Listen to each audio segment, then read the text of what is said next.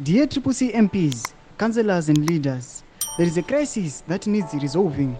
The families of some of the 74 people in jail for celebrating Youth Day are in a financial mess. Ashpere mushe muri Zimbabwe pane mashoko anayatoka pana upo chiona chiti aiwa vakomana veCCC vacho vanozviti councillors acho ari muparliament chiya mu resolve the issue yevamwe venyu opposition components opponents a citizen coalition for change. Sabina mashoko atoka na upo chiona ndibva subscribe like utina on the bell icon anyora achiti, could you please reach out, as I know that you all have my number, so that we can come up with a plan. At this point, I cannot go to the public because the public fundraised for you to go to parliament and council.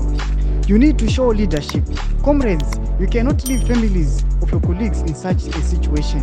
You should have checked up on their families. That is what responsible leaders do. Mashoko anotoka panapa na upo chimuna chiti aiwa pavanhu veCitizen Coalition for Change sezvamuziva kuti aiwa most of the people vari mujere vanhu vane mafamilies avo vatona varume vaitova mabreadwinners, but mafamilies wo are in a financial mess. Ari kuti aiwa vanhu veCitizen Coalition for Change vari muchigaro vaive vakapinzwa nekubackdonors nesu chavangu chiendai ndimunozviti vanhu veCitizen Coalition for Change ndimunozviti makapinda zviri legitimate.